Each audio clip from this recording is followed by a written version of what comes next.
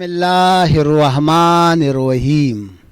زما ډیرو قدرمنو عزتمنو سپیزلو غختلو ویاړلو پښتنو افغانانو رونو خويندو زیم ستاسو باچاجي ستاسو صابر شاه صابر ستاسو په غږ یور وایس ټي وي لندن کې د پښتونخوا غږ شاملوم. قدرمنو عزتمنو درنو ملګرو او مسافرو پښتنو افغانانو، څنګه چې تاسو ته معلومه ده چې زما دا سفر د فرهنګ سفر دی، د علم او ادب سفر دی او د شخصیاتو د مرکو سفر دی. زه کله کله داسې نوموړو سره هم مرکې وکم چې د هغوی د پښتنو د دې خاورې یعنی د پښتونخوا دپاره ډېر لوی قومي علمي او فرهنګي خدمات وي. نن زه یو داسې پښتون له راغلی یم څوک چې په خانه کې هم موږ سره ټول عمر لکه د ملنګانو ژوند دی تیر کړی او چا چې ټول عمر د دې قوم دپاره د دې قوم د ژوند دپاره د دې قوم د روغې ورځې دپاره منډې وهلې دي، ستړې کړي دي. پښتانه اتلان څومره چې دې پښتون ما سره یاد کړي دي نو هغه تاسو ټولو ته پته ده، خو چې څوک یې نه پېژني هغوی ته صرف دا ویم چې که دلته کې د ګجو خان سیمینار دی او که د کالو خان سیمینار دی او که د میرویس نیکه سیمینار دی او که نور سیمینارونه دي، دا ټول سیمینارونه ما د چا په ملاتړ کړي دي. څه خو هغه ملګري دي چې زما ناس دي په بهر ملکونو کې او هغوی ما سره څه ناسه مرسته ملاتړ کوي، خو دې پښتونخوا کې چې دې سیمینارونو ته د ټولو نه زیاتې لارې چا هوارې کړي دي هغه دا پښتون دی چې دا نن ورسره زه مرکه کوم. د دې قدرمن شناخت دی خو به لږه ډېره خپله پیژنګلو خو کوي، خو نن د ده پیژنګلو زه دا کومه چې دا هغه پښتون دی چې په دې پښتونخوا کې که زه وویم چې په زرګونو جوړې جاړې د کړي دي، دورانو د دشمنو جوړې جاړې، نو که دا به ما مبالغه نه وي کړي. د دا خدمات دي چې دا د زمانو نه لګیا دی او د پښتو اردو او انګریزۍ په اخبارونو کې کالمونه لیکي، بې شمېره کالمونه یې لیکلی دي. د کاروان په نوم یو کتاب هم چاپ دی. نوموړی پښتون دی خالد ایوب صاحب چې زما په خیال د پښتونخوا دارنګې لوی لیکوال شاعر ادیب او دانشور به نه وي چې زما دا ډېر قدرمن او عزتمن مشر ملګری به نه پېژني. د خالد ایوب صاحب د ټولو نه لوی خدمات دا دي چې نن دا واحد پښتون دی چې د ټول پاکستان د خادي حالونو مشر دی. د خادي حالونو موږ ورته خادی وایو، غم خادي، او خلک ورته شادي حالونه وایي. د ټول پاکستان د خادي حالونو مشر دی او د هوټلونو مالک دی، خو د ده په هوټلونو کې د پښتو سیمینارونه د پښتو مشاعرې بالکل فری وي، د ده نوکران حاضر وي، د ده خادمان لاس په نامه ولاړ وي. نو د دې پښتون د دې شتمن پښتون بلکې کله کله خو دې موږ سره د جیبه هم تاوانونه طوفانونه کوي، د دې شتمن پښتون په خدماتو به خبرې کوو، د دې عزتمن پښتون په کالم نګارۍ به خبرې کوو، د ده د ژوند د کتاب پاڼې راسپړو. تاسو ما سره د دې کتاب لوستنه وکئ. خالد ایوب صاحب ستړی مه شي. په خیر الله جي څنګه یې صحت دی؟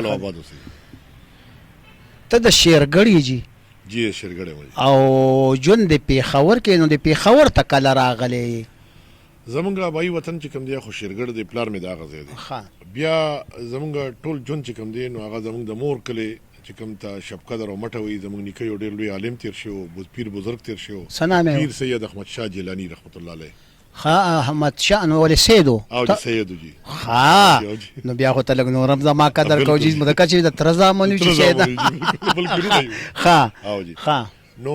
دلته بیا موږ ماشوموالي تېر کړی دی. زموږ والد صاحب په 71 کې وفات شو، نو د هغه د 71 زه نه پېژنم جي یو یم کې وفات شو او د هغې نه پس چې کوم دی بیا 19 کاله زمونږ مور مونږ ته کلتون کړی بیا مونږ په شب قدر کې تعلیمونه حاصل کړل هغه ځای نه بیا مونږ پېښور یونیورسټۍ ته رالو دلته یونیورسټۍ کې مونږ 8 کاله تېر کړه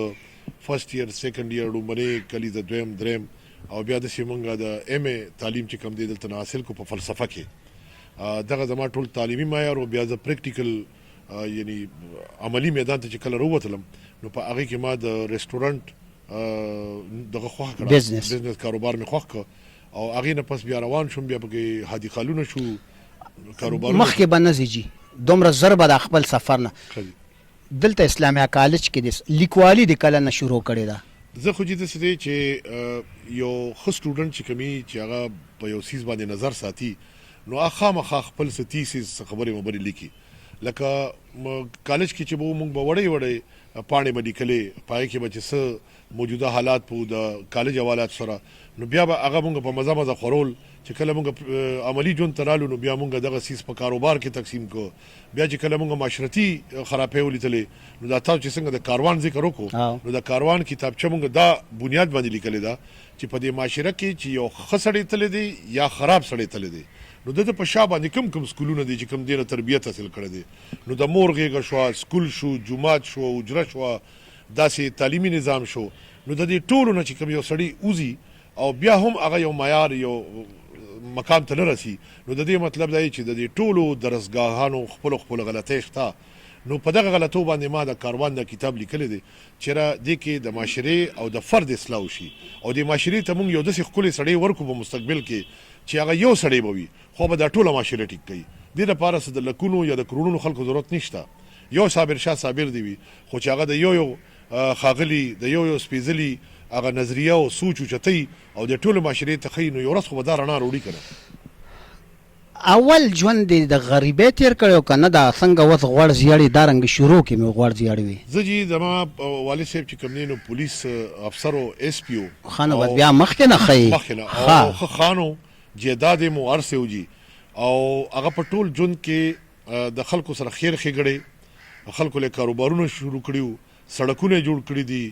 جوماتونه یې جوړ کړي دي په پولیس افسرۍ کې دا ټول کارونه کړي دي کنه چې کوم چې دغه نو کوم علاقه کې چې به دښمنۍ وي یا به داسې څه مسله وه چې د غلو ډاکوان به په هغې باندې هولډ نو دله دا الله یو حکمت ورکړی و چې کوم ځای کې به یو سړی هم نه ښه چلېدو نو هلته به دې چلېدو نو د هغه پلار هم زه زوی یم نو مونږ د هغه نقش قدم ته ګورو چې خلک مونږ ته په مختلفو علاقو کې په ټانګو کې په حجرو کې د هغه تعریفونه کوي د هغه 50 کال وشو د وفات او د 50 کالو نه بعد هم چې هغه نن ژوندی دی نن سبا خو داسې افسران مونږ کتلي دي لوی لوی وزیران او وزیر اعلیګان هم کتلي دي چې 10 کاله بعد یې څوک پېژني نه نو الحمدلله زه په خپل پلار او دغه په حالاتو دغه په ستونزو باندې زه فخر کوم او زه خپل یو نیکه چې کوم مور مونږ ته دا نصیحت کولو چې بچې تاسو چې معاشره کې چېرته غلط کارونه کوي ولې چې دا مه روه چې ته د یو پاک سړي نوسی یې او هغه د پیر سید احمد شاه جیلاني رحمت الله علیه بیا به مونږ ته دا وی چې ته د یو ډېر پاک پولیس افسر او ډېر محنتي داسې نه چې دغه نوم ته روان کړي چې دغه نوم ګلسید خان دی چې د ګلسید خان زوی څوک دا ونه وي چې دا لاړو لوفر شو خراب شو نو دغه وجه نه مونږ چې به ذهن کې مور هغه نصیحت مونږ ته یاد و مونږ چې چېرته خرچه کړې ده نو مونږ ته مور دا ویلي چې بچې خپله د الله تعالی وس درکړي د چا پیسو ته لاس مه نیسئ ټولې خرچې په خپله کوئ که نه یو سړی د مینې نه او د محبت نه تا سره لږ ډېره خپل دغه کې یو عیسا چې نو هغه عیسا مرد کوه او باقي چې کوم دی چاته به سوال نه کوي چې څه ستا الله توفیق درکړی دی او په دې هم شرم مه کوه چې تا چې د ګډ حلال نه کړو دا په شرم پې مه کوه په ساګ وې کښېنوه په سوکړه کې کښېنوه یو سړی که ستا کاوې او ستا سپورې روټۍ پورې خاندي نو هغه په خپله کم ظرفه وي خو ستا ظرف دا دی چې کم از کم ته ورکولو والا به یې غوښتلو والا به نه یې څو وروڼه خویندې دي خالد ایوب صاحبه زما 2 میندې وې یو زما نه نو والد صاحب چې 2 ودونه کړي تا هم 2 ودونه کړي نه جي ما خو یو کړی دی نه نو یو دی والد نو د هغه دلیل خو دا و چې د هغې 4 لوڼه وې او نارینه اولاد یې نه و نو بیا ورته زمونږ پیر صاحب چې کوم دی ول خپل لور ورکړه زما مور چې کومه ده ستا خپل څو وروریان دي سکه زما خپل چې کوم دی مونږ 2 وروڼه یو او 4 خویندې مونږ یو 4 زما څه نوم دی دا بل ورور دی طارق ایوب د هغه نوم دی او د هغه نور د مشر مور نه د هغې نه اولاد نشته نارینه دي نشته او د دې وجې نه خو دویم واده کړو نه تا دویم واده ولې ونه کړو نو ما له خو الحمدلله الله 3 زامن راکړي دي او دولونه دي نو مته چې ما سره څه دلیل او دا ړومبی واده دی چې پکړی او دا دی د مینې محبت واده او که نه بس هسې درته در په غاړه کا نه جی دا زما او د والد صاحب خو ګوره خالد یوسف تا ټول عمر سپینې سپینې خبرې کړي دي او که نه سپینې به را سره وې سپینې ته وایم داسې وایي چې د انسان خوښې خو بار ډېرې وي خو دا چې کوم واده شوی نو دا زما مشر ورور چې کوم دی نو هغې له د ډي ای جي صاحب چې کوم هغه وخت کې اف آی اې کې و رحیم باچا خان نو د هغې بچی ولا وکړی رحیم باچا خان زما د پلار سره سبارډینیټ پاتې شو او ډېر ښه ملګرتیا وه او ډېر ښه دغه و بیا زما د پلار دی چونکې کشر و زما پلار سینیر و نو بیا چې زما د پلار د وفات نه پس چې دوی کله دا بچی لوی شوې نو د دوی او زمونږ تړون همدغلته وشو چې مطلب زما او طارق له دوی دواړه دوه لوڼه چې کوم دي موږ دواړه لوڼو نو تا د خپله ناوې مخکې لیدلې وه نه جی دا مې دې نه مخکې نه ولیدل لکه هغه خو د خطونو متونو وخت اوس خطونه متونه هم یو بل ته لیکلي نه جی دا واده نه مخکې خو مې لیدلې وه خو د تړون د مخکې چې کوم دی ما نه ولیدلې دي لکه مطلب دا چې جاینټ فیملی سیستم کیسه کې تللی او جی بالکل بس مشرانو فیصله کړې او موږ په هغې باندې امنا صدق نه ودي او اوس کور کې شر شور وي که نه نه جی ښه خوشحاله زندګي ده زموږ نه خوشحاله به ځکه چې ته ورلاندې ژوند کې که نه لکه دا غیر خدمت ته حاضر جناب وي یاره جی داسې دی خلکه خو لطیفې مو یو ګپ هم کوي خو د دنیا یو حقیقت چې چا خلکه نه وایي څنګه چې صابر شاه او خالد دوه ملګري دي که نه او هغه ډېر څیزونه تقسیموي چې هغه کیمرې نه شاته خلکو ته پته نشته او موږ ډېر خپلو کې یو بل ګیلې لکه زما مطلب دا چې بهر خو ستا روب او داب ټول پښتونخوا منلی دی خو چې کور کې د روب داب شته که نه شته دي زیات خو نه دی زه به حسن خان دي نه تپوس کومه چې ښه زیات نه دی بار خو به دا چې بار به خلکو 80% منلي خو د کور کې چې کوم دی نو 60% چې کوم دی دا موږ ته 80 نه زیات دی ولې چې دا د هر کور مسله ده بچي دي سعودي جي بچي خو زما 3 لکان دي او 2 جنکې دي څه نامې الله خدای دي بس هغه مشر الک چې کوم دی خو عمر ایوب دی ورپسې دویم نمبر حسن ایوب دی انجینیر دی نمبر چې کوم دی هغه بی بی اے کړی ده او دریم چې کوم دی هغه هم انجینیر دی میکاټرونکس کې انجینیر کړی دی نوح ایوب حسن ایوب خو اوس پښتو کې هم څه کوي که نه جي او هغه داسې ده چې پښتو ډپارټمنټ چې هغه درځي نو هغه سی اس اس کې اپیر کول غواړي نو هغه کې هغه پښتو سبجیکټ اغشتی دي او دا زما دپاره د فخر و یاد دی نه تا چې پښتو له څومره څه کړي بل یو پښتون به هم نه کړي نو دا خو ظاهره خبره چې ستا پښتو کور کې هم پښتو ده او بهر دی هم پښتو نه جی ما له ډېره خلکو زیات کړي دي نه کړي دي خالد ایوب صاحب د خپلو اتلانو د مشرانو نوموړو سره دا مینه څنګه پیدا شوې ده چې دا سیمینارونو کې او دا هر څه دا څنګه چالو دي یاره جی ما ته مور یو ځکه چې نصاب کې خو ستاسو یو انټرویو ما کتلی چې زموږ په نصاب کې خو دا نشته که نه جی نشته داسې دی چې ما ته مور یو نصیحت کړی و زما مور چې کوم دی د افغانستان پښتنه وه د غزني د محمود غزنوي د خاندان بچی ده بچی وه اوس خو وفات شوې ده کال نیمې شو او ډېره خوږه مور وه موږ ته په ژوند کې ډېر خوږه نصیحتونه کړي نو یو نصیحت یې راته دا کړی چې کوم انسان د مور پلار قدر وکړي نو به په معاشره کې د پیغمبر د ولی د بزرګ او د استاذ قدر به مو وکړي او د مشر قدر به مو وکړي او چا چې د پیغمبر او د ولی او د بزرګ قدر وکړو نو هغه نه به دا تپوس نه کوي چې د الله قدر څه ته وایي ځکه چې هغه بیا ټول قدرونه پیژني نو په دغه کې د ټولو نه غټ څیز دا دی چې ته به د کومو مشرانو اتلانو ستاینه به کې او د هغې تعریف پکې او هغې به یادې هغې به ما ته د قرآن یو آیت ویلې چې وترکنا علیه فی الاخرین سلام علی ابراهیم کذلک نجزی المحسنین انه من عبادنا المؤمنین مونږه دغه رنګې پرېښودو د دې ذکر خیر آخر وخته پورې یعنی تر قیامت د ورځې پورې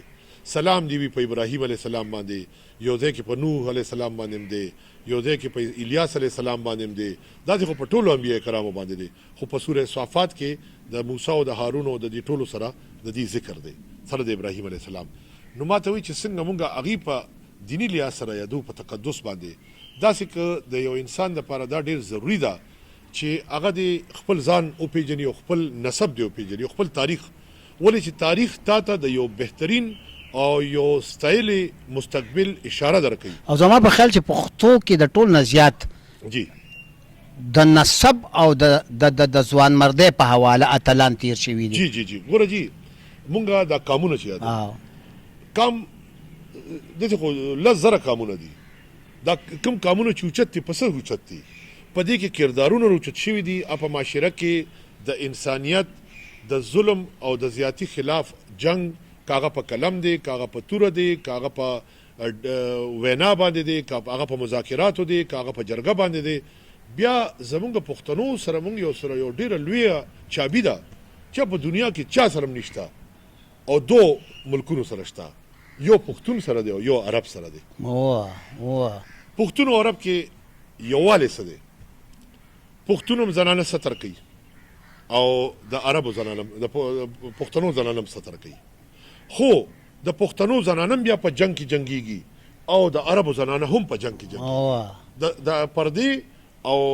د بار د معاملاتو بیا ته وګوره زمونږ نن سبا یو دا موږ وته یاره دا سوره سونه پس پک وته کتل کیږي د سوري چې کوم تاسو تاریخ وګورئ کنه یعنی د سوري دا اندازه وا چې د دې مفهوم داو چې کوم جنگونه با سړو په وینو په قتال او په خبرو په معاملاتو باندې نشو فتح کولو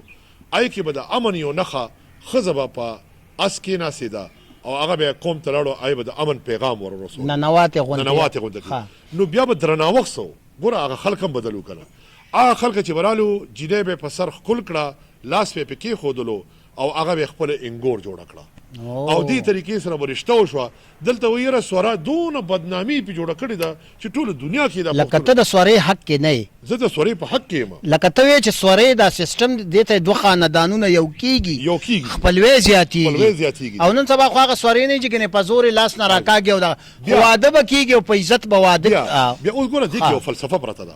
کله چې با یو شخصیت په مشر وو سر باندې به لاس کې خودو او وي به دا ما دې خپل لور لوکړه ځکه چې تا غوړولې غلا چې به دا ته قبول کا او یا دا جینې د عزت سره مال واپس راولېګا نو چې کوم درانه خلک وو اب د عزت سره به خپل لور جوړ کړه نو بیا پغې نه پسې یره دې کې خو نکاح کو نو په نکاح کې سنت څه ده اول په نکاح تړل دي په کلمه د الله او بیا دا غې نه پسې کوم نه پای کې ډوړې ده نو ډوړې څه پیدا کړي ډوړې مینه پیدا کړي او د پښتنو ډوړې څنګه ده دا نن سبا کومه ډېر د افسوس مقام دی چې په بوفو کې موږ ته خوراکونه پراتی په میزونو باندې دا ګډ زمونږ جی په یو تال کې به ماته کړي ډوډۍ و او خو غړوب شوروا به پکې خو ذایقه داره او د اخلاص او خالد صاحب دې سره بیا کدا جینې د دې به بچی کیږي د دې به نوسی بیا به د بل طرف ماما خېلوي یعنی هغه د دشمنه په پمینه بدلی څومره وخت او شولوجي ستاد د هوټلینګ د کاروبار څه خو د چې کله زه د کالج نه فارغ شوم نو د نوکرو ډیر بدلو او اوسم بدل دی نو مونږ خپل مستقبل بجای د دینه چې سرکار باندې خپل نیت تړلو مونږ خپل سوچ شروع کو نو پاره کې نومبه ما د دفترو کاروبار شروع کو د کې د دې ته مونږ د سامان ما وړلو خو پای کې ټولې بډې رشوتونه دا ټایپ سيزونو بیا ما خو پاک کاروبار غوښتو چې زما پیسې کې پلیته پیسې شامل نشي د رشوت او د هزار پیسې شامل نشي نو ما د کاروبار لاړو نیوله په کاروبار کې زما رومنی یو دوستو د پنجابو نو هغه مونږ ملګرتیا وکړه بیا ګوچ هغه په یوازې پرې خودم خو یوازې پرې خودو کې الله تعالی مونږ له بیا د یو بری راک چې بیا یو ریسټورانټ شو بیا دو شو بیا درې شو بیا دغه نه پس شادي حالونه شو دو شادي حالو بیا یو پکې دغه درې ممرونی ولو اوس دی وخت ما سره یو شادي حال دی او درې سلور ریسټورانټ دی نه د پښتو د کیسې د څنګه شروع کیږي دا دومره دلته په 2 او په 3 لک روپۍ او عادله هوټل ورکه او شادي حال او مسه او دا کیسې دا څنګه جی ګوره جی ته دې چې مونږ چې 500 نه ګران ورکو یا ارزان ورکو نو دا پیسې مونږ چا لګټو دا مخ په بچو لګټو کنه جی خدا دنیا کې ټول خلک هم داسې کار کوي لګ با چې خپل شناخت بیاله او ښکارا کې نو ای کې با س خصوصیات هم ښکارا کې مونږ دا سوچو کو چیرې ما خپل ګټه په 300 تقسیم کړه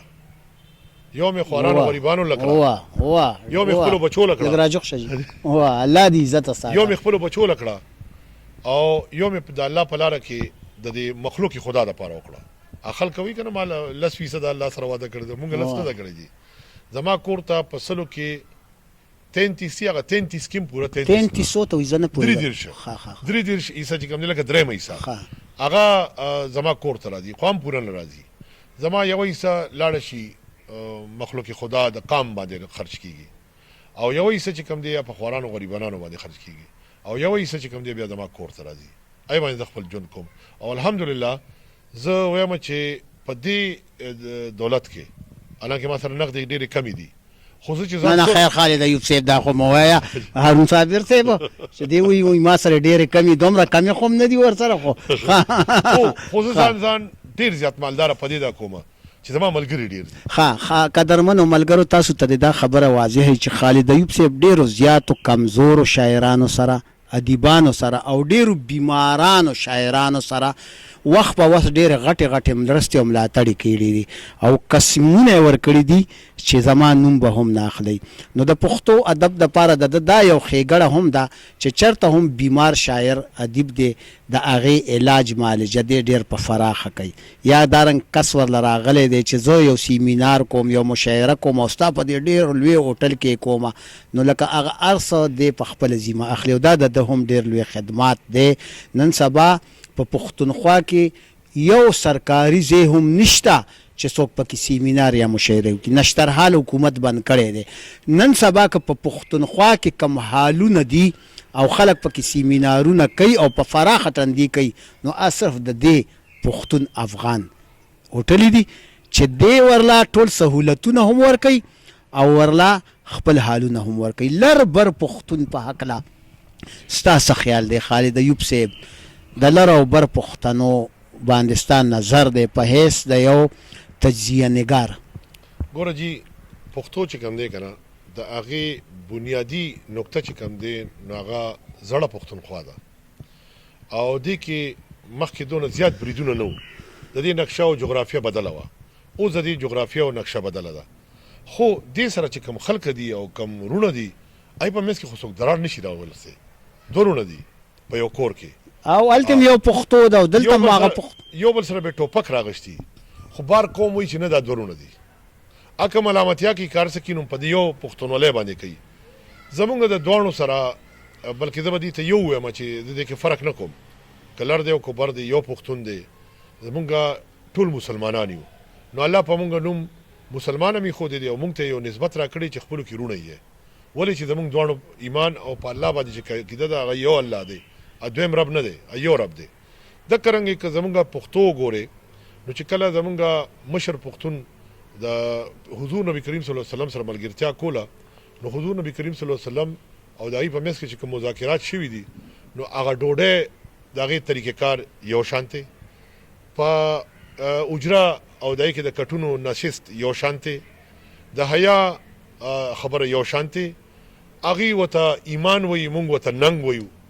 څیزونه دي لفظونه بدل دي او مونږ ورته پښتونولي وایو هغې ورته مسلماني وایي زمونږ د پښتونولۍ او په مسلمانۍ کې ما ته ته ذره د یو نقطې برابر فرق وښیه که دې کې پاکوالی دی نو په هغې کې هم پاکوالی دی په دین کې بلکې زه به دا ووایم چې زمونږ رب العالمین چې دا دین خوښ کړی دی نو د دې شخصیت خو حضور نبی کریم صلی الله علیه وسلم دی خو د دې لپاره علاقې دوه خوښې کړي دي یو یې پښتونخوا خوښه کړې ده او یو یې عربستان خوښ کړی واه شیرشاه سوري باندې سیمینار نن ما ته یو فیصله وکړه چې کوو جی انشاءالله بالکل ګوره جی دا داسې شخصیات وو چې تاسو کو شیرشاه سوري خو ډېر لوی شخصیت ډېر لوی شخصیت پاتې شوی چې دا سړی تر اوسه مونږ نه ولې پاتې او دومره لوی سړی نه به تا غږ کولو جي مونږ په شلګونو سیمینارونه وکړل دا الله ته به نن دا فیصله منظوره وه مونږ دواړو باندې ذمهوارۍ ډېرې زیاتې دي خو په هغې ذمهوارو کې یو ذمهواري دا ده چې مطلب مونږ خپل زاړه اتلان نو دې کې څه داسې خلک هم شته چې مونږ ته دام پته نشته لکه ګورو زمونږ خلک وایي د پنجاب او د پښتون په منځ کې د جګړې یو خبره کوي بعضې وخت کې که نه خو دا یې رهي چې په دغه پنجاب کې زمونږ یو پښتون د غزني نه تللی یو شخصیت یو پیر دا به درنه ما بېل سوال کولو جي دا به درنه ما ته د داتا صاحب خبره سید علي خجویری رحمت الله علیه عرف دادا گنج بخش تاسو یقین وکړئ د پنجاب خلک هغه ته سجدې کوي غلطه کوي خو لکه مطلب یې چې مني یې چې دا پښتون دی خو پښتون هم پښتون وکړه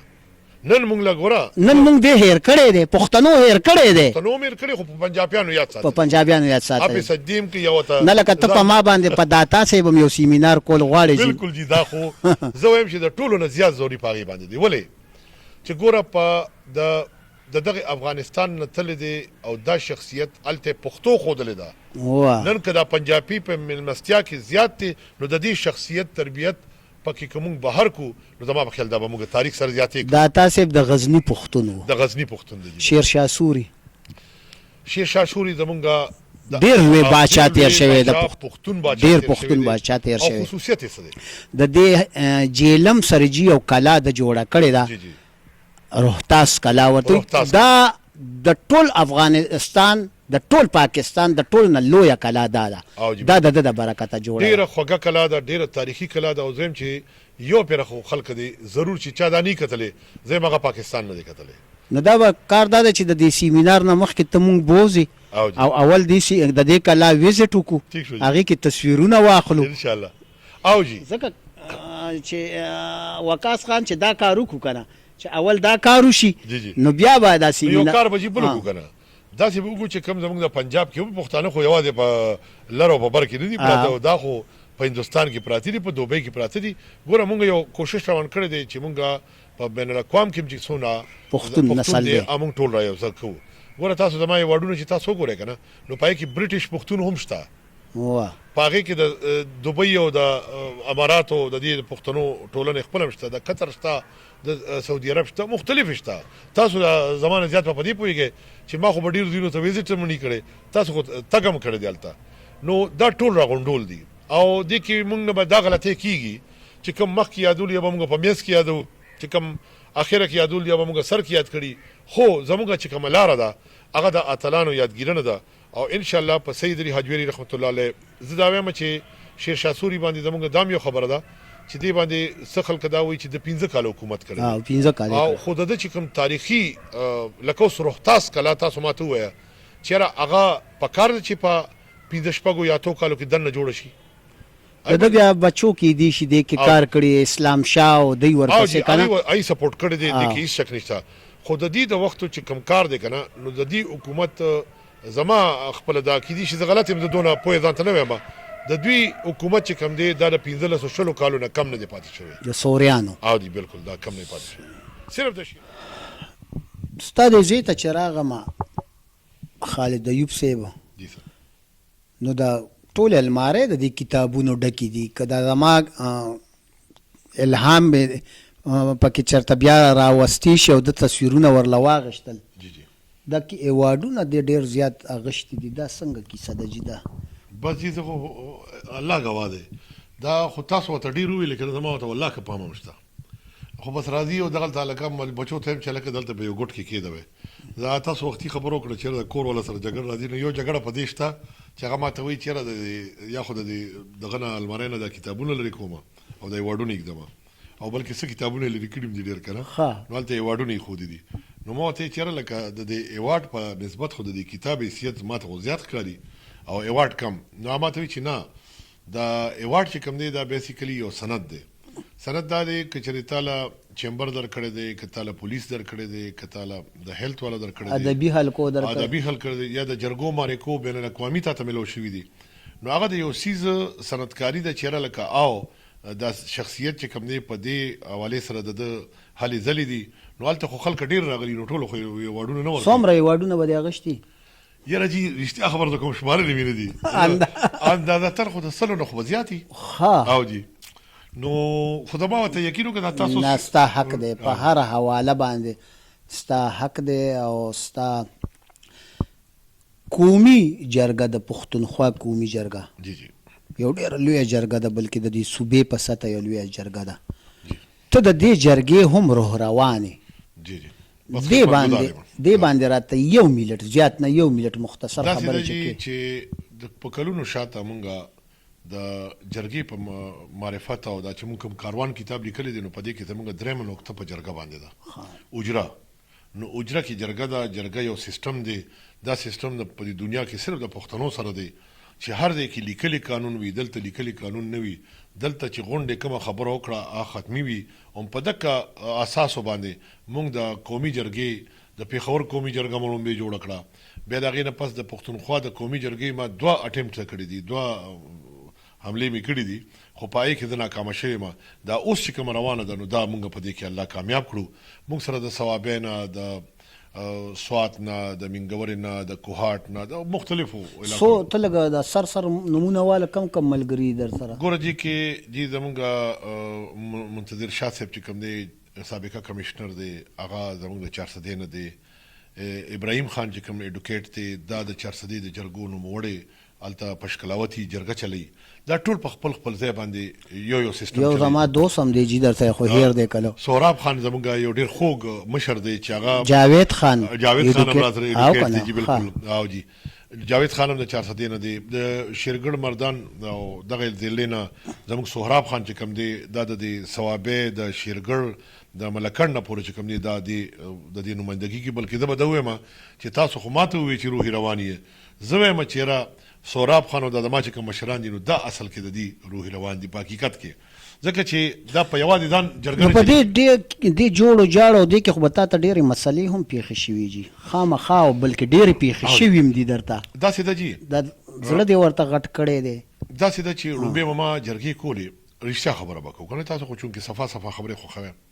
ما به چې جرګې کولې نو ما به الله ته سوال کولو چې یا الله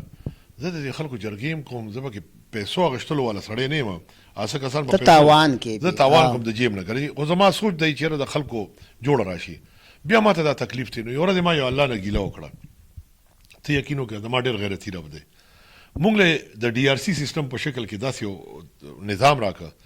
چې هغه زموږ د لاس نه الله وویستو مونږ او پولیس خپلو کې ناسېدو او په هغې کې اوس په هفته کې په اووه ورځو کې شپږ ورځې چې کوم دی نو دا زمونږ د فیصلې کېږي مخکې په پېښور کې صرف یوه په ګلبهار تاڼه کې شروع شوه بیا د هغې نه پس د پېښور تاڼې بیا اوس د صوبې ټول اوس چې کوم دی پنجاب هم د هغې تقلید شروع کړو چې بھئی دا نظام مونږ ته هم راکړې نو هغه شروع کړی مونږ دی الحمدلله زه په دې فخر هم کوم او زه پرې د الله ډېر زیات شکر ګزار یم چې الله په دې دومره لوی کار کې تا زما غونډه کې د یو کمزوري او فضول شخصیت انتخاب ته وکړو هغه نه تا دومره کار واغېستو نو دا زما لپاره یقین وکړه دا زما لیول نه دی او نه حیثیت دی زه اقرار کوم خو په ځا د الله تعالی صرف د الله تعالی کرم دی دې کې ماته د الله د کرم هغې سره موږ ته فایده دا وشوه چې موږ چې کله د ډي آر سی جوړولو نو موږ د پولیس ته یو خبره وکړه موږ وایي چې کله هم د یو بدماش او د یو ظالم شاته د یو فیتې والا ولاړي نو دا غریب سړی ویریږي چې را حکومت یا سرکار د ظالم شاته ولاړ دی نو ظالم ته سر ښکته کړي مونږ هم دغه خبرو چته کړه چې بھئی دا پولیس والا دا فیتې والا روچت کې او دا په معاشره کې چې کوم درانه خواږه خلک دي دغې شاته ودرې بیا ګوره چې دا معاشره څنګه اصلاح کوي نو ډي آر سی دغې یو نښه بیا دغه طریقې سره دی چې اوس زمونږ کمې دښمنۍ چې کې د مرګ او د دغه خطرې موږ پولیس ته ځای کې راوړو او بل اوس داسې دی چې زمونږ ډېر مشران دي لکه ما سوراب خان نوم واغېستو ابراهیم خان زمونږ د یوت والا دی داسې زمونږ نور ډېر ملګري دي د ممتاز خان چې کوم دی زموږ د ثوابې دی ډېر نوموړی او ډېر دروند شخصیت دی او داسې زموږ د ملکڼ جرګې مشران دي هلته هم د پښتنو د خټک ځینې هم پکې شته لکه اوس ملکټ کې خټک چې کوم دی نو داسې ډېر عجیبه لګي که نه هلته هم د خټک ځینې چې کوم دی ښکلې جرګه ده او هغه د ټولې صوبې په سطح باندې کار کوي خو چوچه شوې د ملکڼ نه ده د کرک نه ده نو داسې اوس د کرک خپله جرګه ده همونګه راوچته کړې ده دا ټول مشران دي ډېر موسم ارشاد هغې مشري کوي ډېر دروند خوږ سړی دی ډېر لرنډ سړی دی نو مطلب لګي په مزه مزه روان یو خو علما را سره روان دي د مخکې ورځو کې قاسم صاحب راغی داسې زموږ ډېر سیاسي مشران دي چې هغوی اوس موږ طرف ته رجوع کوي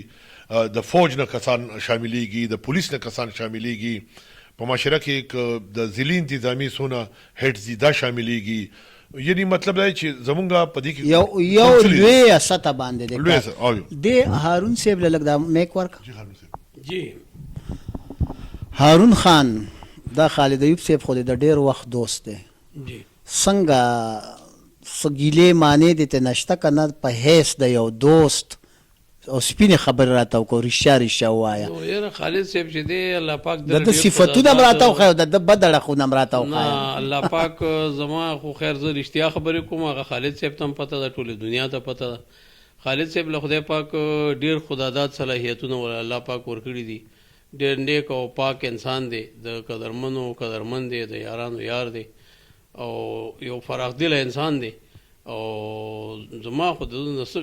ګیله نه زما تقریبا د سره د دوستانې به یو شل کاله برابري کې په دې شلو کالو کې زما د ده نه څه ګیله نه ده راغلې زړور هم دی دیدور هم دی پارچا ورخیجم مشر دی همدارنګ په کار مې که نه زړورم دی او هر څه دی او کله کله چې دی هغه بیا د لوټکو په منځ هم ورځي خالد ایوب صاحب زمونږ په نصاب کې پښتو نشته ته یو ډېر لوی حیثیت لري حکومتونو سره دې تعلقات دی سیاسیانو سره دې تعلقات دی دا نصاب کې چې پښتو نشته زما نوی نسل شیرشاه سوري نه پیژني میرویس نه پیژني میرویس نیکه ایمل خان نه پیژني خوشحال خان نه پیژني عجب خان افریدی نه پیژني دا د دې څه لاره به کېږي چې دا چې دارنګې دا خو به بس دا جدیج او جیسوري او دا پیژني او دا د دې اخر د دې به لار سوځي ګوره جي داسې دی که نه زه به بنیادي دا خبره وکړم چې کله موت ماشومانو نو موږ دپاره پښتو چې کوم دی عربي او فارسي دا اختیاري وه که تاسو ته یاد شي نو اوس ما په خپل حساب سره پښتو اغوښتې وه زما فارسي او عربي دونه دغه نه و نو ما پښتو واغوښتله داسې که یو سړی چې ته مثال د قرآن د ترجمې یا د قرآن د علم او د فهم نه ځان خبروي نو پکې عربي م اغوښتې ده داسې که یو سړی د دغه تهذیب ګوري ایرانی تهذیب ولې چې ایرانی تهذیب هم ډېر لوی تهذیب پاتې شوی دی او مونږ چې د کیسر او د کسرا خبره کوو نو دا کیسر چې کوم دی نو دا به رومو او دا کسرا چې کوم دی نو دا به ایرانو نو د پرشیا یعنی د پارس او د روم میانس کې چې کوم دوه حکمرانو دا 2 سپر پاورز بیا د هغې نه مخکې وروسته تاسو وګورئ نو مصر چې کوم دی سپر پاور پاتې شوی دی فرعون پای کې پاتې شوی دی فرعون ته مونږ جابر بیا د هغې نه پس تاسو وګورئ وروسته بیا د ترکي سلطنت چې کله د سلطنت عثماني راتلو نو د دې نه مخکې چنګیز خان چې کوم دی او هلاکو خان دی په دنیا باندې د حکمرانۍ کولو کوشش کولو خو چونکې هغې سره زور زبردستي وه خو هغې سره د حکمرانۍ یا د ګورننس هغه حکمت نو چې هغه انتظام نو چې په هغې باندې هغه ملک چلولی وي نو هغې څه وکړل هغې د صفاهستۍ نه ډېر لږ وخت حکومت وکړو چا سره چې شعور او د تورې سره قلم مو او بیا ورسره فکر مو نو هغې 950 کاله د سلطنت عثمانیه په شکل کې بیا حکمرانی کړې ده او بیا چې چا سره ټیکنالوژي رااله نو په هغې کې تاسو څه ګورئ لکه یورپ شو امریکا شوه چاینا شوه دا نن سبا تاسو وګورئ دی کې قامي جګړه نشته او نه په وسایلو باندې جګړه شته او وسایلو جګړې مو ختمې شوې د هر څیز خپل دور و د کارخانو خپل دور و نو په هغې کې لینن او کارل مارکس او دا ټایپ نظریې راوتې دي ځکه چې هلته د محنت کشو د مزدور یو نوي شي ضرورت و بیا که تاسو د فرعون دور ته لاړ شئ نو فرعون دور کې ټوله غلامي ده په دې غلامي کې هم دغه محنت کش او مزدور دی نو دغه رنګې که تاسو د اوسني دور ته راشئ نو اوسني دور کې دا دی چې پښتو به څنګه اوچتېږي په پښتو کې تا د میډیکل چې کوم نامې دي د هغې تا په پښتو کې ترجمه نه ده کړې نو یو سړي ته به څنګه وایي چې یاره دا چې کوم د انګریزي ټولونه دي یا چې کوم د فرنچ ټولونه دي دې ته به مونږ څنګه په پښتو کې کومې نامې ورو د هغې مونږ سره نامې نشته په دې باندې زمونږ یو ډاکټر دا لکه یو انټلیکچوال کونسل د قابلو خلکو یو غونډه پکار ده چې صرف رسمي جرګه نه چلی هغه د قابلیت په بنیاد باندې د ملک او د دې خپلې د پښتونولۍ او د پښتونخوا چې کوم مسایل دي چې هغه اوچت کړي ګوره یو پښتون ته دا پکار ده چې صرف دا به نه ګوري چې زما صرف به دا په لر او بر دی زمونږ ټوله دنیا کې ټول پښتانه دي او ډېر په اوچو ته اوږدې دي دا صرف یو ربط او رابطه جوړول پکار دي دا یو ځای کول غواړي او بیا که تا په پښتو کې یو پښتون کارنامه وکړه ته چې د سید علي حجویري نوم اخلې نو کارنامه کړې ده هغه ټول هندوستان فتح کړی دی خو په علم یې فتح کړی دی په اخلاق یې کړی دی په دین اسلام یې کړی دی په کردار یې کړی دی نن هغه ژوندی دی دغه څومره وخت شو دغه تقریبا 1000 کاله زما سوال تم راشي جی بالکل جی نو زما مطلب دا دی چې په نصاب کې تر اوس دا وګورئ شپږمه پورې زمونږ پښتو الحمدلله لازمي شوه که زما اوستا غونته کې شخصیات داسې لګیا وي او کله په شیرشاه سوري باندې کله په سید علي حجویري رحمت الله علیه باندې کله په کالو خان بابا او زمونږ د خوشحال بابا رحمان بابا څومره چې د پښتو اتلان دي په دې باندې مونږ سیمینار کوو نو د دې مطلب دا چې مونږ خلکو کې یو آګاهي اچو چې دا ګوره ستاسو اصلي مشر دی نو بیا به په دې کې مونږ لکه څنګه چې تاسو وایئ زما اوس یو حیثیت دی چې کوم سیس ته څوک لاس نه اچي زه ورته لاس اچوم سکرو ته لاس اچوم اور ته لاس اچوم ازغو ته لاس اچوم هغه دا نه چې زما دا شوق دی ما ته دا پته ده چې بی نظام کې تبدیلی په دې پکار ده چې پښتو مونږه منواو کو په دې خلکو باندې چې او د پښتون او د پښتونولۍ یو ډېر لوی کارنامې دي او په پښتنو کې چې کم اتلان تیر شوي دي چې هغه د قلم د تورې د عقل د فهم او دانش باندې هغه کوم حکمرانی کړي ده نه جنو ګوره د پریس کلب خلاف مخه ته په 28 فروری مونږ مظاهره کو په دې کې مونږ سره تم یو چغې وی چې پښتو لازمي کوي او سر لکه چې حکومت نه مني بیا به سلاره کو ګوره چې د سده چې په خوا ځکه چې دا د ټول پاکستان دویمه لویه ژبه ده پښتو صوبې خو پکې 15 دي خو ژبه د ټولو نه دویمه لویه ژبه ده صابر شاه صاحب اوس مونږ ته دا کار آسان پدې شو کنه چې د اتلسم ترمیم نه پس صوبې سره خپل اختیارات رالل مخکې به دا مونږه د مرکز نه کوله پښتون نو مرکز اوس د پښتو باندې سکی او پسنده او په بلوچي باندې سکی د مرکز خپل اردو او دغه سره کار دی زمونږ چې کم دی اوس د چې کم مشران دي د صوبې واکداران دي په دې باندې ان شاء الله مونږه د خپل جدوجہد به جاری ساتو او چې د معاشري کم یو نوموړی او معتبر سړی دی هغه ته وضو جولای به تنیسو مینت به تکو او زه خصوصا ستاسو په دې لیک باندې په دې بین الاقوام کې چې کم کسان ناشتي څومره چې اهمیت د دې خلکو راځي ولې چې مال کور ته وزیر اعظم نه راځي او نه ماته جرنیل راځي او نه ماته لوی معتبر راځي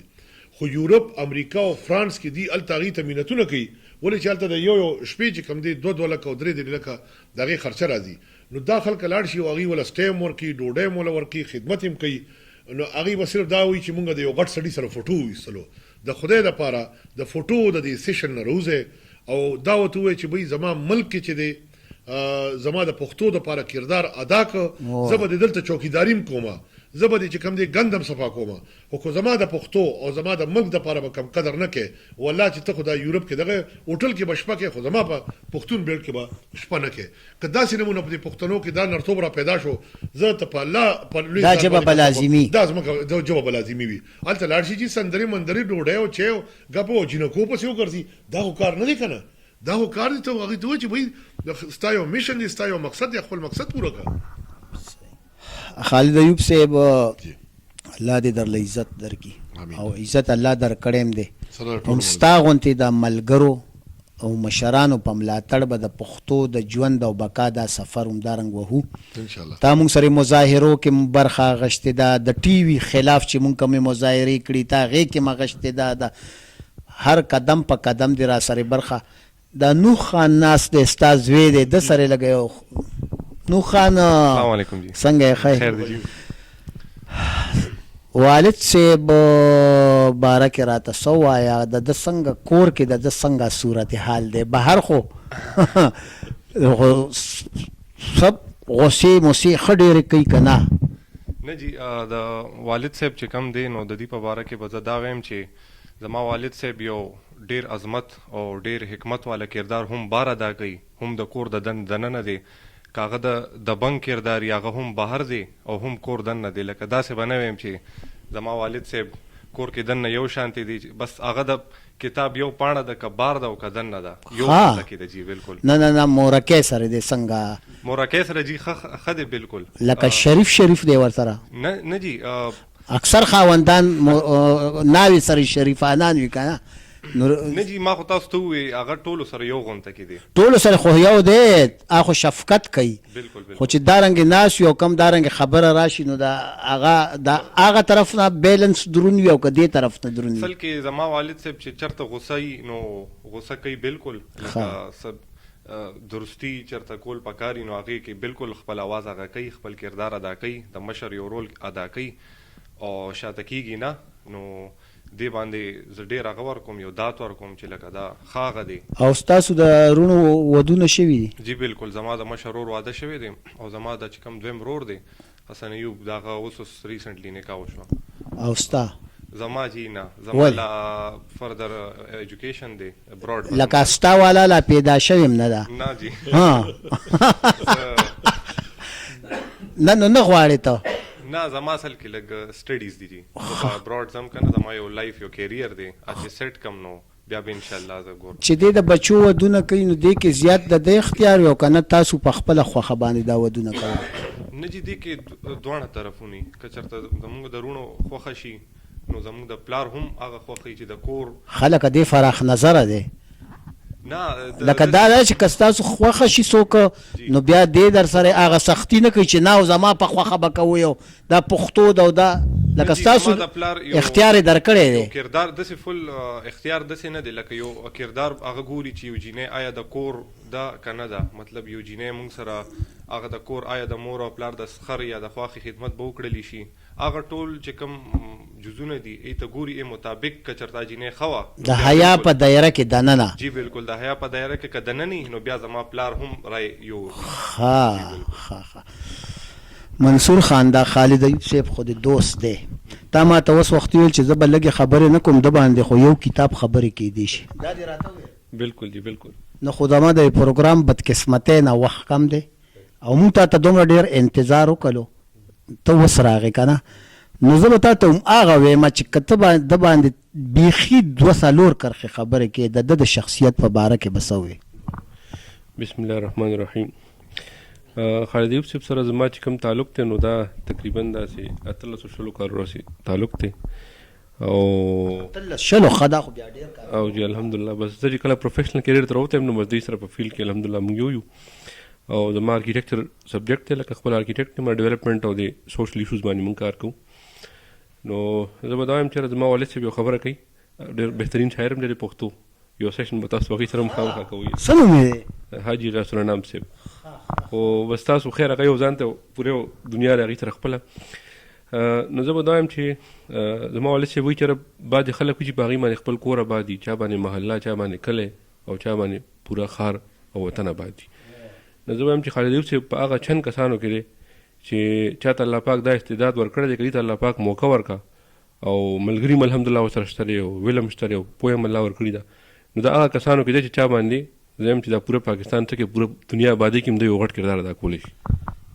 کاروبار چې چا سره شریک کوي کاروبار کې څنګه دی ها چونکې ما خپل خبره مکمل نه کړې شو نو زه به خبره لږ مخکې بوځم تاسو د سوال ته به وروسته راشم دویم دا ده چې د لوی سړي یو نښه چې هغه لوی سړی چاته وایي نو لوی سړی هغه چاته وایي چې د هغه په مجلس کې چاته ځان وړوکی ونه ښکاري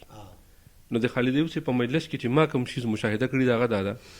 چې هر رنګې کس راغلی دی چې هغه څومره وړوکی نه وړوکی سړی ظاهرا او وړه نه وړه مسلې راوړي خو چې د دې مجلس ته راشي نو ما دا کتلي چې هغه ته پوره پروټوکول اهمیت میلاویږي خو ما ورته یو مسله بیان کړې ده زما خپله ذاتي مسله و هغه یې حل کړې نه ده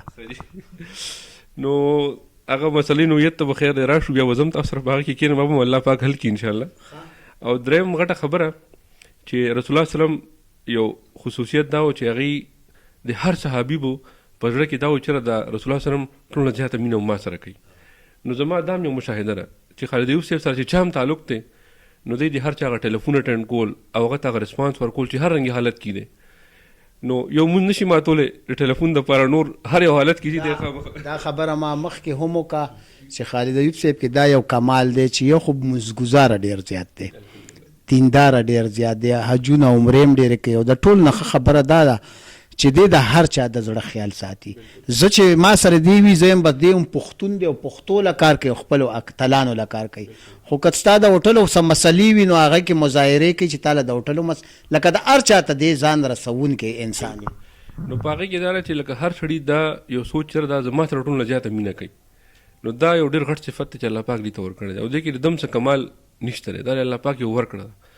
او زه اکثر ملګرو ته وایم ما ته خو ډېر زیات ملګري تاسو وایي چې که د ده څه ښه خبرې هم راته کوي که څه کمزورۍ یې هم راته وایي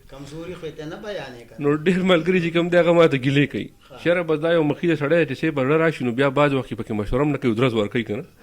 نو ډېر ملګري وایي چې دا سړي سره خو مونږ به څنګه چلېږو مونږ خو وایي چې مشوره وي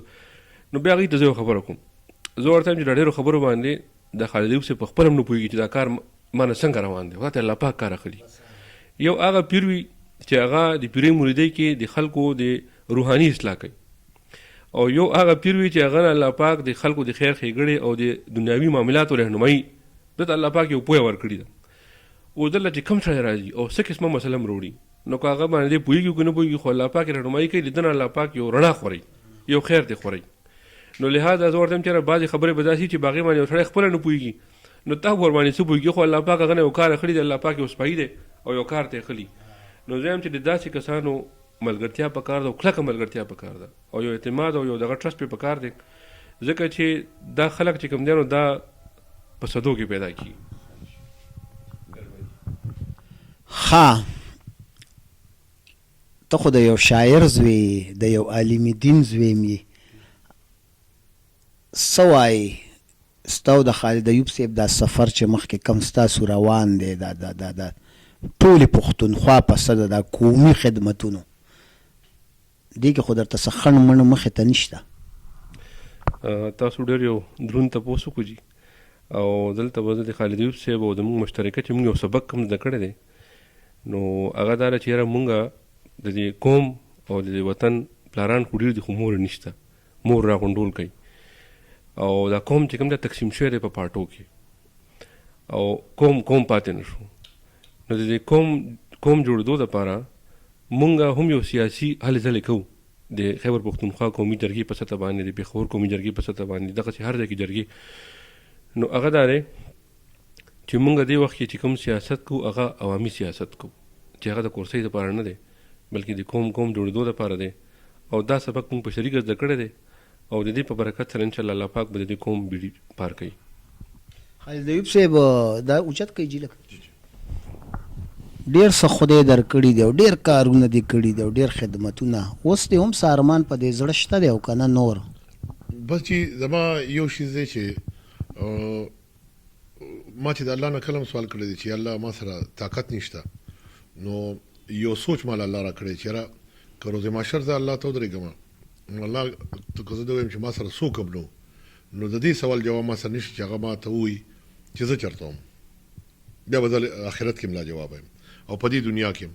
نو دا ما چې تاسو ته د ډي آر سی د سیستم د مثال درکړه که نه دا الله تعالی زما په هغه خبره باندې یو سټینډ واغېشتو چې کوم ځای کې زه ستړی شوم نو الله ماله دا یو سپورټ راکړو داسې اوس زه نورم چې کله د قوم راغونډولو کې ستړی شوم نو دا جرګه ما روچته نه کړه زما هغه خواري چې کومو خلکو کې مونږ هغه وړه تخمونه نال کړي هغه زرغون شو او هغه ټول په یو ځای باندې راغونډ شو نو اوس دا په خپل راغونډېږي اوس کې د خالد ضرورت نشته خالد کني سبب بل څوک پر راشي خو هغه نظام چې کوم دی په هغه ترتیب باندې مخالفتونه هم ستا ډېر زیات دي جي تا ته خو به پته نه لګي خو مونږ ته ما ته څه ناسو لګېدل دا مخالفتونه خو خیر دا خو یو شعر هم دی چې دا حقیقت دی حقیقت پسې خبرې کیږي په هر یو دور کې شخصیت پسې خبرې کیږي مخالفتونه دې هم ډېر دي کله کله د زړه خفه نه شي چې دا ایسه بیسه د خلک دا لارې نیسي او دا مخالفتونه دې کوي زما په خیال خامخا لږ غونته سړی خو خفه هم شي که نه په شواروز کې به د یو 2-3 منټو دپاره ماته دا سوچ خامخا راځي په دې 40 غنټو کې خو هلته مسله دا دی چې زه په دې باندې خپله توانایي نه ختموم زما لاره د رڼا طرف ته ده زه دا وایم چې دې باندې زه 3 غنټې تېروم نو دا 3 غنټو کې چې نیمه غنټه هم زه د رڼا په لور باندې وکړم نو د دې 3 غنټو نه هغه ماته زیات اهمیت راکوي بله خبره دا ده چې زه یو شیز باندې مطمئن یم چې زه کار انسانانو دپاره خو کومه خو زه انسانانو له نه کومه زه د الله د رضا دپاره کوم نو هلته بیا ماته الله خپل قوتونه رالیږي لکه ډېرو ځایونو کې دا څنګه چې تاسو وختي منصور صاحب وویلې دا بالکل بعینه دا حقیقت او بلکې کور پوینټ یاد کړه چې بعضې وخت کې ماته هم دا پته نه لګي چې دا کار څنګه وشو هغې وجه دا د انکار په دې نه کومه چې کله ماته یو سړی راغلی دی نو هغه زه سوال الله ته کوم لکه زه به تا ته نن یو د راز خبر وکړم او دا یو ډېر الټیمیټ راز دی که نه داسې رازونه ډېر دي خو هر یو نشم کولی یو راز داسې وشو چې یو ورځ یو کس راغی نو ما ته وایي چې زما رور چې کوم دی اخو طالبانو اوچت کړی دی نو زه چې رالم نو ما یې چې اوس زه چېرته جرنیل ته رینګ وکړم چا ته وکړم څوک به زما اوري نو زه هلته داسې مایوسه شوم اچانک مې الله ته وکتل ما د دې دلیل لپاره چې او ما بره خبره کړې ده نو ما زما مور زما پیره وه نو ما خپلې مور ته ټلیفون وکړو د ماشومانو ته مې وکړو ما یې زما مور له دا ټلیفون ورکړه مې مورې داسې یو مسله کې نښتې وه دا به څه کېږي نو مور ما ته هغه ټایم کې ویلې بچې زه سوال درته کوم الله ته سوال کوم او ده ته ووایه چې سبا ماښامه پورې به ستا مسله الله حل کړي ما خبره اورېده مې چېرې داسې لطیفه ما اورېده طالبانو یو سړي اوچت کړی دی او زما مور یو دعا یا یو خبره کوي خیر خو زه رالم چې رالم نو ما ورته یاره ما بره خبره وکړه نو هغې راته دا وویلې چې یاره دا که کېږي نو سبا پورې به وشي او که سبا پورې ونه شي بیا د الله عمل شه